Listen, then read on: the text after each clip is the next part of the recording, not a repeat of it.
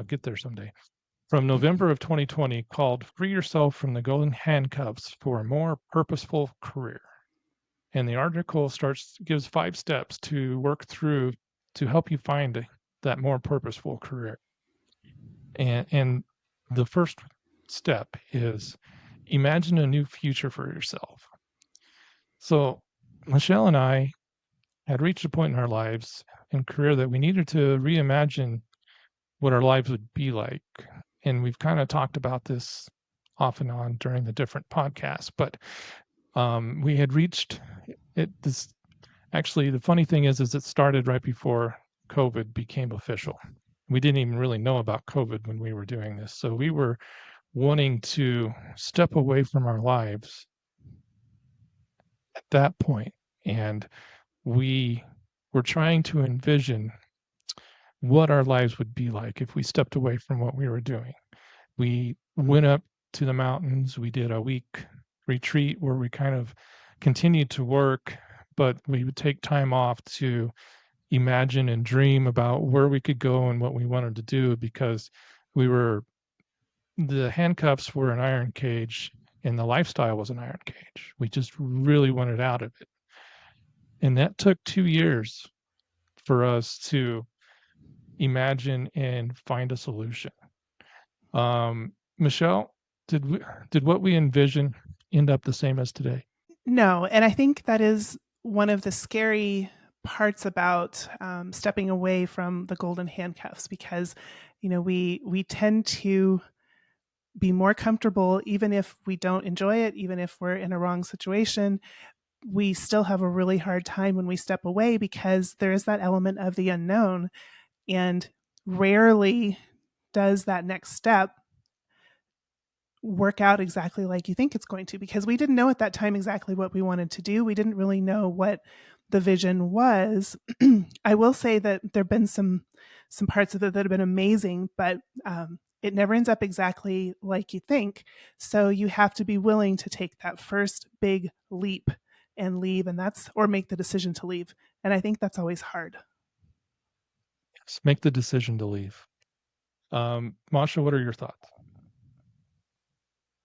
What I like about the article, that it talks about not tearing them off, but slipping them Mm. off sl slightly and easily. And I think But there's a we're lot of talking wisdom about to that. imagine a new future for yourself. Come on. Imagine a new future, leap into that mental state. Fine, I'm already ahead of you. I think it starts with envisioning your future, you're right, but then having the faith to start manifesting it in your mind of what do you want it to look like. And of course, it's got to be an element of realism there.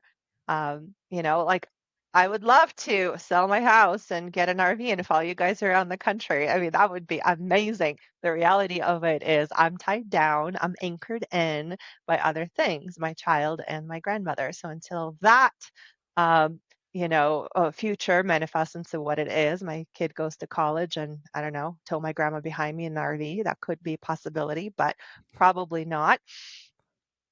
It has to be a dose of what is possible for me in near future versus the long-term future.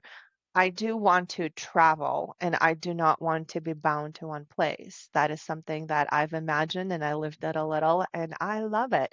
I don't want to be in Colorado year round. I want to be here during the summers. During the winters, I want to be somewhere warm, somewhere with an ocean. And I want my job to be able to accommodate that. So if you work in the virtual world, it is a reality, right? But if you're bound to that career and you are on a 10-year track to finish off that last 5, 10 years, whatever that is, all you're bound to is vacation. And reimagining things first does make sense because then your heart starts growing into it. And that change, when it presents itself, when the opportunity presents itself, you'll be in the right mindset to be able to transition into it. So, yes, lots of dreams and goals and hopes for the future. And mainly, what I want to do is not just live a purposeless life. I want to contribute to society and serve my community. And that is where my passion and my dreams are. Okay. It's interesting. I think you either have that wanderlust or you don't. It always surprises me that people are happy staying their whole lives in one place because I have that wanderlust and I just can't imagine it. Um, the longest I've ever stayed in one house is what, eight, 9 8 years. years, Michelle? Hmm. 8 years? Yeah. And you were And ready to I move mean, after like the first 3. in that first house, yes, yes. It took me 5 more years to convince her that that house wasn't for us. That was a great house to start with, but I've just always been wanting to go do something else, I guess. Not so Mhm. much as far as work, just travel and Well, see. So, all right, go ahead. but I'm just gonna. So Masha and Brian, like you both bring out a really good point, though, which is, you can envision and you can have these grand ideas of the future, but as Masha said, you also have to have a dose of realism and understanding either, A, it's going to take time, which is usually true regardless. B, you may not, you have to envision a future that actually makes sense for you, which kind of goes back to your purpose and what you want. Um, so you can imagine, but then um, it's not always going to work out exactly like you imagine it. And be Yes. careful, married couples, you have to dream together. There is Yep. a other side of the coin, and somebody that we know in our community, married 50 years. He's been in the same job, burned out, hated life, loved his wife, loved his children. Children are grown, and he had this picture of Caribbean and one of those um, boats with that he I'm not a boatneer, so I can't tell you what the boat is. But anyway, it had multiple chambers, and his dream was to move to the Caribbean and to be a tour guide overnight in the seas, take people deep sea fishing. That was his dream. It wasn't his reality. His wife wasn't on board. And what happened one day, he saved some money and he quit his job, left his family, moved to Caribbean on his own, and started his dream life alone. And we're all in the community just like shocked. He never talked about it. It just happened overnight. He's still in love with his wife, but he could no longer tolerate the life that he was in. Wow. Yes, that's a really good point. When and it's often true that you have someone you have to talk to. Masha, you have your daughter because you can't just go like you said. You can't abandon her. She's not old enough yet. Can't abandon grandma. Brian and I had to talk through, and that's part of the reason it took a little while, but it's actually been a great experience as you talk through with your loved ones because you start to realize, oh wow, I never really knew this about you. So it makes me wonder if that husband and wife ever had any of those discussions. I think it's been enlightening as Brian and I have learned about each other. I'm sure you've had that experience with your daughter too, as you've been talking about that. Yeah, I think we're getting a little ahead of ourselves though, because it kind of fits into other parts of the steps. Um, so Okay. the next step is don't break the handcuffs, slowly slip them off. It needs to be an intentional plan. And you have to have it in place. So going back to what I was saying when Michelle and I first decided that we had to get out of the life that we were in, we made a plan on how to do that. We knew we had to sell our house and we knew we had to have a certain amount of um, leftover from that sell to be able to make those changes. And if we couldn't get that, then there was no point in selling the house and we would have had to figure out something else. That took 2 years to get the house ready to sell and start to figure out how we could slip those handcuffs off. What are you guys' thoughts on that? Masha, you kind of started talking about that a little bit. I want to go back really quick to step one, and something that is a common practice is making a vision board of your future and what you want it to look like. When this exercise was first brought to me, I was like, I'm not doing this stupid thing. Like, what is this? Right? I really looked down on it. My mindset was like not there at all. And to me, looking at magazines and cutting out papers was like second grade activity. I was not willing to participate. But in that time, looking back, I was limited and not dreaming about where I wanted my life to be. And when I did erupt out of that mindset, the first thing I did was a vision board. So, interestingly enough, to have something that your goal and your mindset is aligning to, next things is the actions. And of course you can tear off the handcuffs, you gotta wiggle them off and slip them off, but they also gotta be loose enough, and they gotta be, skin's gotta be slippery enough for them to be able to slip off. So being able to have a goal, 5-year plan, 1-year plan, whatever it is, but then you break it down into actionable steps. Okay, well, what do I need?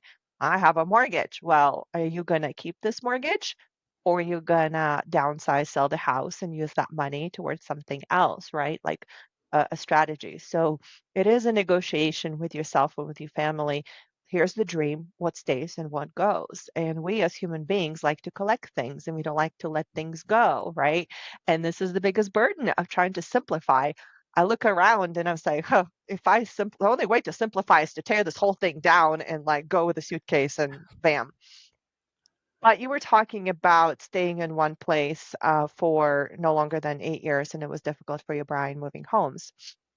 I stayed at my condo, my townhome that we owned where my daughter was born for 16 years. And it was also a mindset issue. I did not see myself moving. And that was childhood trauma that I had to overcome, because as an 11-year-old, I came home one day and my mom was packing up my suitcase. And I thought we were going on vacation. But on the way to the airport, I was told we are moving to a different continent. And that trauma was like, I didn't say goodbye to anybody I loved, and I didn't pack my favorite things. And I had a lot of them as an 11-year-old. So with this mindset, I was a tree. When I was planted at my condo, I gave roots, and you do not move a tree was my mindset. I'm going to stay there until God knows what. So overcoming that mindset and letting go was the first thing I had to work through. And likewise, when you are letting go and slipping off your golden handcuffs, we got to see what is holding us back if they are no longer serving me. And it could be emotional childhood trauma that you have to work through to be able to grow into the future that you want. That is what I had to do. Yeah, and to take it back to talking about, slipping them off. So, Masha, it's interesting because you started slipping them off when you did make that decision to let go of the condo and move, and you even talked about that. So that was like the beginning of your mind shift, and changing those thought patterns. Brian and I, it did take 2 years, and we did start changing our mindset, and our mindset change was, okay, we've definitely made the decision that we're leaving our current lifestyle.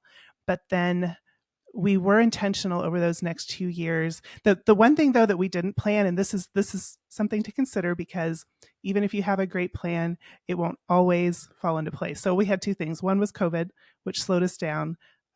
But two was our house sold so quickly, and we did not have a good plan to get rid of all of our stuff. So that was the one thing we really didn't plan for. We thought it would take a lot longer to sell our house, but I will say that having that overall plan, even though the timeline didn't quite go as we had planned to, we were hoping for 1 year, it took 2. It did eventually get us to where we wanted to be. So yes, you absolutely have to have a plan and go slowly. Don't just walk in, cuss your boss out and leave. That doesn't work very well.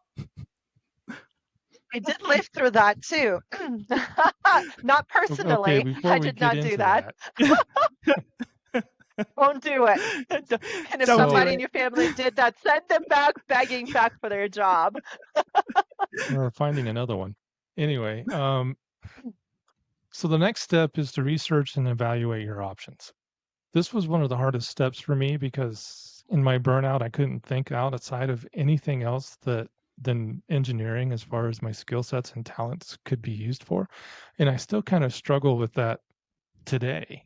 Um, it's really hard to think outside of what you know, especially when you've been doing it for 20 years or more, because you're kind of ingrained in that, and it kind of goes correlates with Masha's not wanting to sell her house. You got to change that mindset, saying, I have problem solving skills. I have talents in these other things. I have good math skills.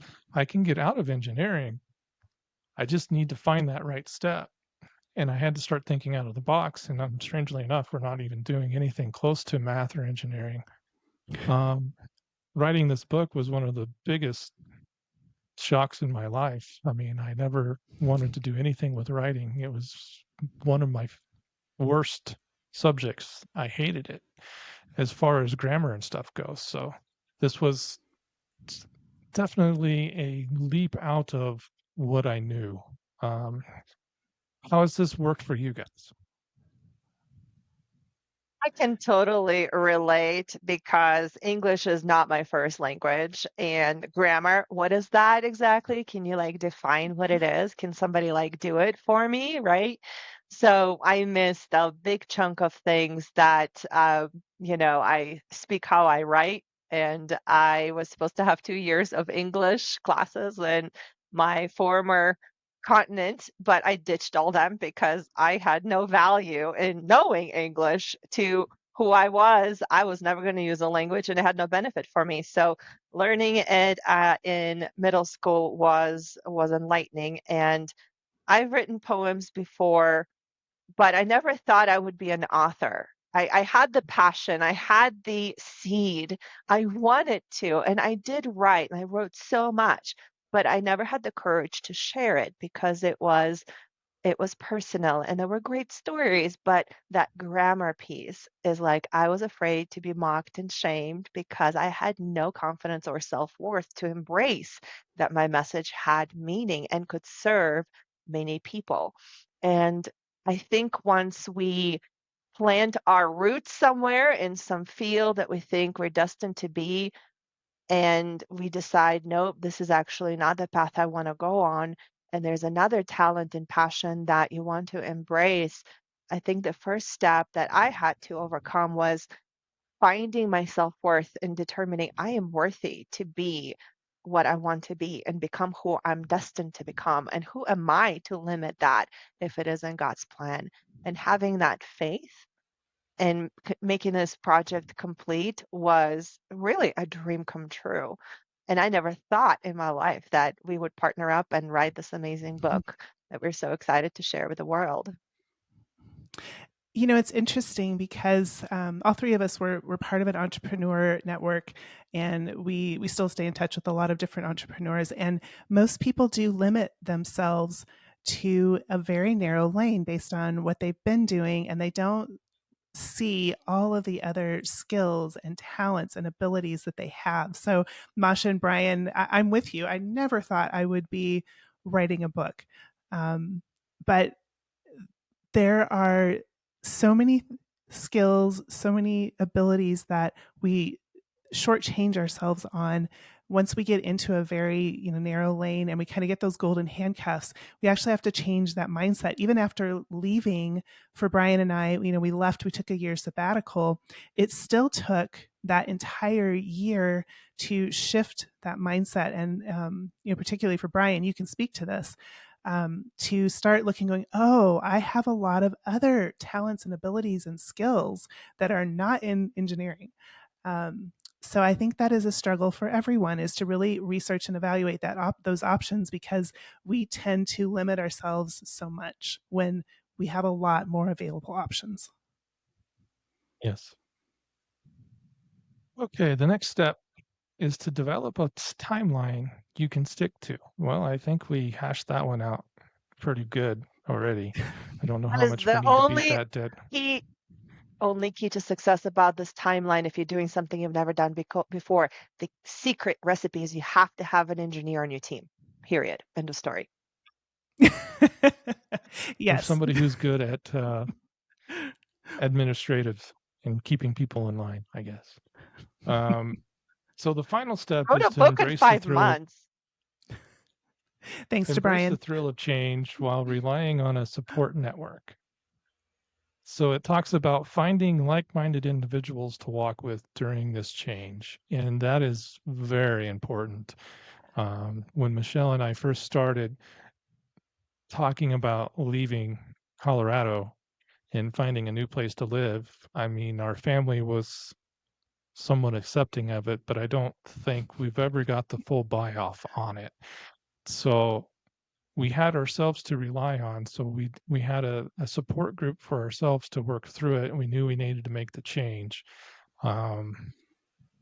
When the three of us started working through our burnout recovery journey, that was our support group, and started writing the book, and that caused even more, not necessarily misunderstanding between family and friends, but it's hard for them to realize some of the steps you have to go through to get out of burnout, and especially then to try to make a career out of it. But you definitely need to find at least one person who you can talk to and have them walk alongside you and help raise you up when you start to feel depressed, or am I doing this? Should I be doing this? Otherwise, you won't be able to stick to it. What are your guys' thoughts? Of course, I can comment on that. One of the things I do agree with you on is, in my personal experience, family was not a good support system for me. My daughter was, she was amazing. She knew what I was doing and she cheered me all the way. Everybody else, I threw in a fishing rod and dropped some clues, and what I've gotten was belittling and completely writing off what my intentions were and what I was going through. And I realized, okay, it's not going to be my family who's going to be my support system. It's going to be somebody outside of that. And of course, we came together and we're a support system. And then other people that when I started sharing my message, I got so much support and so much love, and that just fueled my fire. One of my closest friends in Texas, she was talking about, when you're doing something new, you need Power Rangers. I'm like, what are you talking about? And she explained the concept of Power Rangers is that is your cheerleading team. That is your go-to people. When you're feeling down, you pick up the phone and you unload and you get a dose of joy and cheer and you keep going. I'm like, oh, can you be my Power Ranger? And of course, she's my Power Ranger, right? And it was incredible experience, that sense of community, that help, that love that comes in just because I had the courage to open up and share what I'm doing. The support was endless. The love and the energy I've gotten from them was irreplaceable, and I could have not found it anywhere else. Yeah, I agree. So back in, oh goodness, over a year and a half ago, I joined an entrepreneur network, the 48 Day Eagles, and an amazing community of like-minded individuals, many of them coming out of the corporate world, and we were all coming from different experiences, but there was a commonality because we were all pursuing our purpose and our passion. And that made such a difference, because when you don't get that support from perhaps former friends, colleagues, family, whatever it is, who don't understand why you're switching, especially if it appears that you're successful, having a new support group that does understand is invaluable. And there are groups like that everywhere. Like, even if you are out in the middle of the rural area where there's perhaps not a lot of support, there is support somewhere online. So it is available. You just have to find it. Becoming part of the community, not just to take, but to give. And it becomes so natural to have that exchange of genius. And you benefit not just from receiving, but from giving and gifting. And that's an incredible feeling to contribute to somebody else's success just because you've been through something and you share your story with them and they're going through the same thing. It is invaluable, like you said. And it inspires me every single day, is that someone's going through something we have gone through, and we can just give them drops of hope and steps how we've gotten there. And it is possible. You can totally get where you want to be and have the life that you dreamed of having. You have to start dreaming first. And then, like Brian took us through the steps, make it actionable. You're not Yes. alone. So, in kind of closing up, the concept of golden handcuffs by itself is not bad. It can be a happy union between the employee and the employer. But if that's not how you feel, start examining the different ways you can transition to a purposeful work. If you haven't done so yet, please hit the like button, ring the bell, and subscribe for future podcasts. We'll see you next week.